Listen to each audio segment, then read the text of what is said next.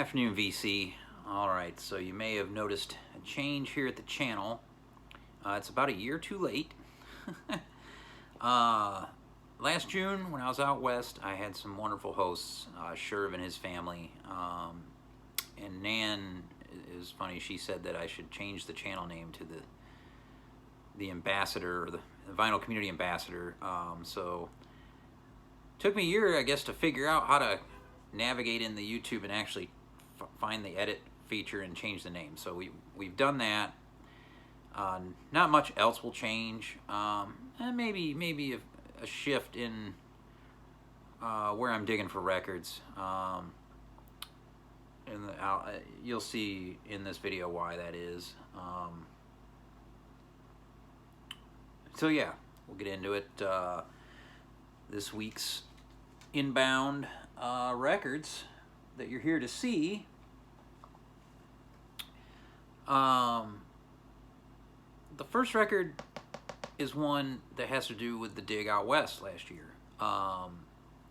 We got to go to Glass House and meet Alex there, Sherv and I, and it was awesome. Because right when we're getting ready to leave, the other Alex from Record Safari, walked in the door with some records, and one of them was a rare ESP disc title. I believe it was a Henry Grimes record, and I was able to buy that record thanks to Alex Motor 247. And I noticed some piles of records by the front window in the store, and there was this picture sleeve on top of Can Moonshake 7-inch. And so I picked it up and said, I'll take this as well. And he said, oh, that's not for sale. That's going to be for the Record Safari grand opening. I'm like, oh, okay, that's cool. I understand. So I put it back. And I forgot about it. And I watched the Record Safari documentary the other night, finally. And it was great. And I was able to comment on that video and actually have a little back and forth with Alex. Because I mentioned that he wouldn't sell that record to me, and it's in his personal collection, which is cool. But I've now been trying to find this picture sleeve 7-inch. It's not going to be found in the States, and it's not cheap, and so I've just kind of gave up on it. But then I ran across this copy, oddly enough, at Freakbeat online, so I got it. It's Moonshake on the A side and Future Days on the B side, and it's the UK promo, original, demo not for sale. So that is really goddamn cool, and a couple of the best Can cuts of all time on a really cool 7-inch. So next, this is one of those deals when you know you've been buying too many records. Way too many records. A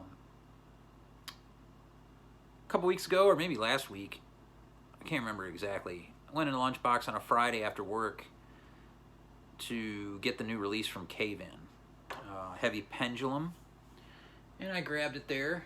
Pull it out of the shelf here. And it's limited to 1,000 copies on gold for the independent record stores like Lunchbox. So, and it's a double LP, really well done by Relapse Records and the band. They have definitely changed to be more commercial again, but the sound is different for sure. They've obviously got a new bass player because their bass player passed away in a car accident, tragically. And he screams a lot on it. It's not necessary, I wish he wouldn't, but he's not bad at it at all. And it's at the right times in the songs when he's doing it.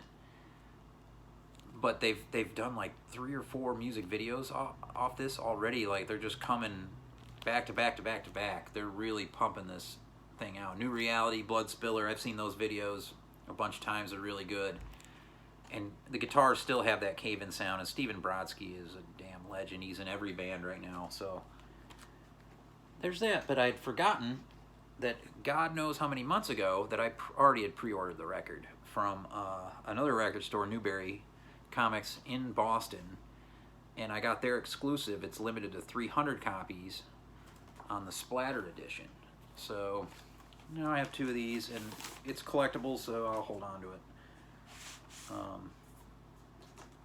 And we'll show you this copy.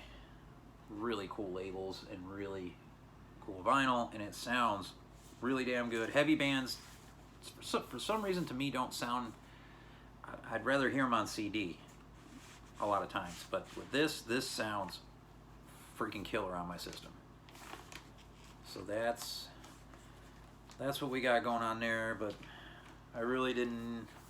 I couldn't figure out why there was a package here the one day, and I was like, oh shit. Why did I already go and buy this record? So because these pre-orders are they get so far pushed out now because of the plants being behind. If you pre-order something, God, man, I need to keep a sticky note on my forehead or something so I remember it. But yeah, there's that. Also, another pre-order arrived. This one took 7 months to finally get pressed and get here, for a multitude of reasons. Had an early November release date. I got the CD then, so I've had the music. So it's, just a waiting game with the vinyl. That's Kowloon Walled City Piecework, my album of the year last year, and also my album of the year this year. Nothing's gonna top this as far as new releases for me. This is a fucking masterpiece. And here it is, from Gilead Media. Problem is, with my copy, I knew in my head that because this was taking so long, just watch my copy arrive screwed up.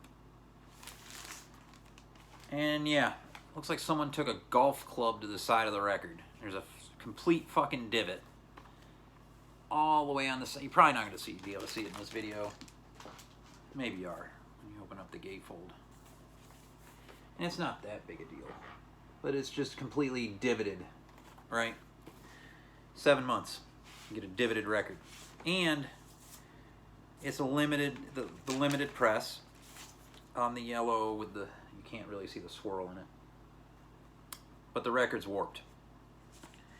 So this is a turd. And the thing I have an issue with is they used a phenomenal box to ship this in.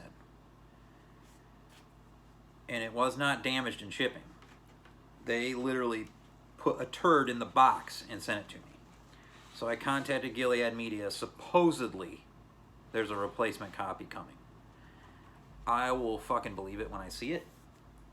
I have no faith in humanity much anymore, let alone customer fucking service from a record company. So we'll see.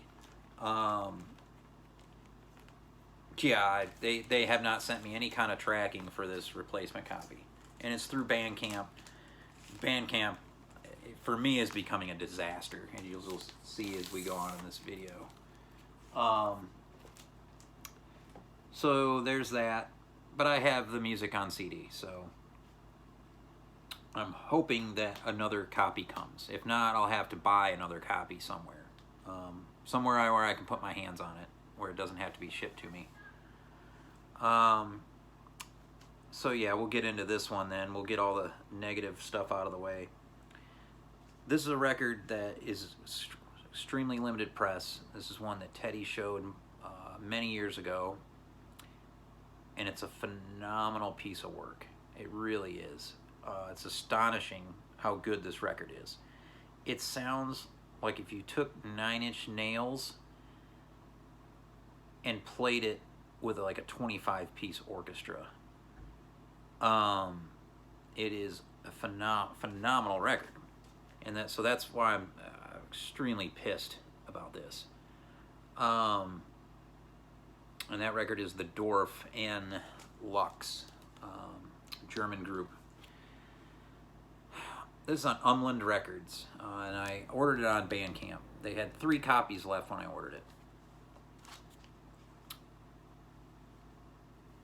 And I'm ordering it direct from the label. The label is run by the guy that produced this record. I think he's probably the conductor of the group. He did all the compositions, Jan. But I paid Simon Kamada for the record. The record was $20. $20. Shipping, they charged me $37, and they shipped it straight from their post office.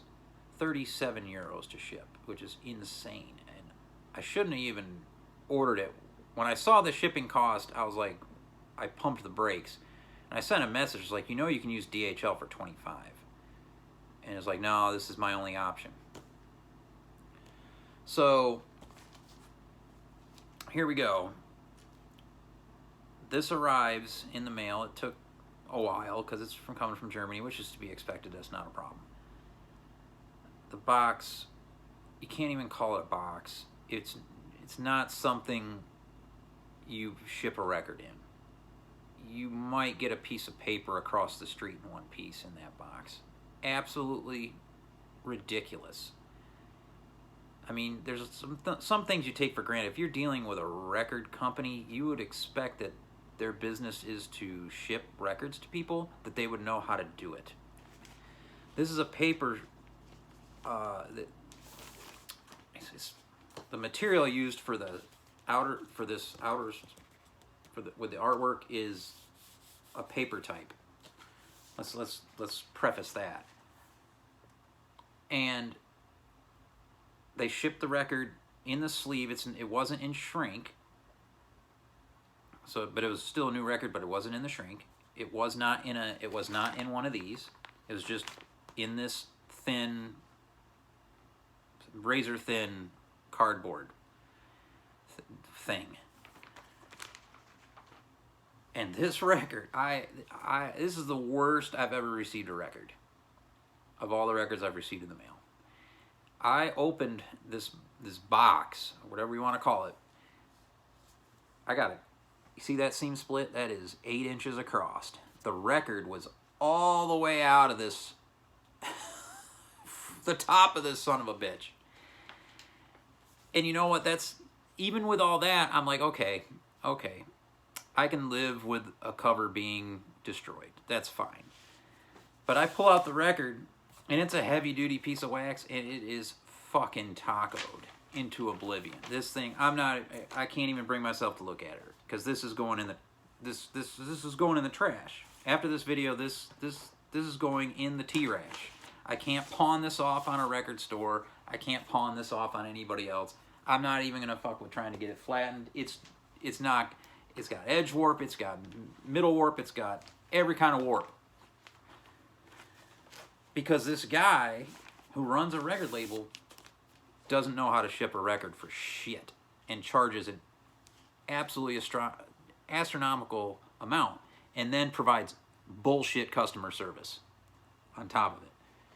Offers me just the price of the record. It was, believe me, I'm the first to throw the Postal Service under the bus. I shouldn't, but I do. This was not on the carrier. This record stood no chance in hell once it touched that man's hands. It was just its fate was death. Unbelievable. So I've left this debacle into PayPal's hands. So what I want you to do for me to make me feel better, because I am hellified pissed off about this, because I can't get this record now. They don't have any more copies.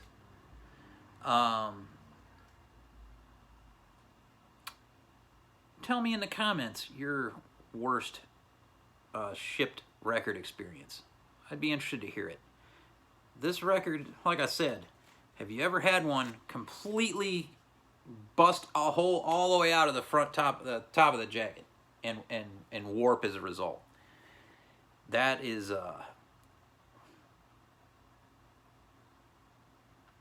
what's the word I'm looking for? I don't know. Anyway, yeah, do that. Leave me some comments. Also, I do want to mention one thing about this channel. I am now at, and I never talk about this, I'm now at 751 subs, and it goes up and down all the time. I've had this channel about 14 years. Hell, I might even already said all this at the beginning of the video. I can't remember.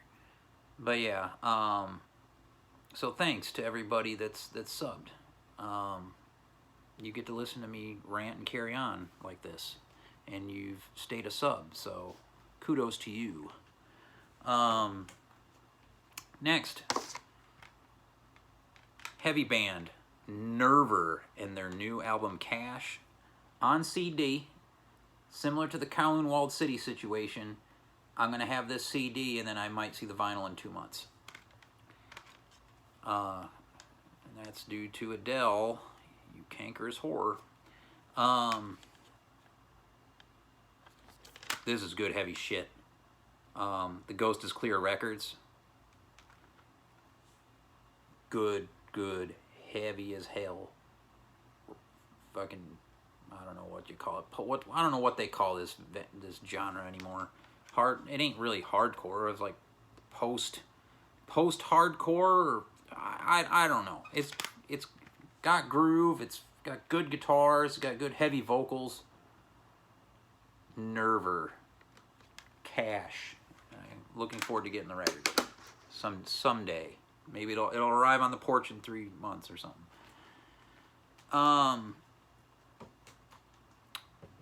To some positively received records. Another one of these private pressings from Germany, TTT Live. This one's in Basel, and what's called What About Jazz Today, and it's got, again, the artwork of A.R. Pank. He plays Fender piano on this, but he's also a drummer, but Louis Maholo is on drums on this, who slays it. Frank Lowe's on sax, the Woney brothers are here on bass and guitar.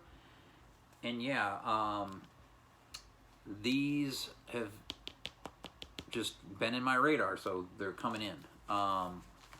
And these are all in perfect condition, shipped wonderfully, and for 25 euros, not 37 euros, or less. Maybe it's less from this guy. I don't know. Really cool labels, and they all sound great, and the music is mind-blowingly good jazz.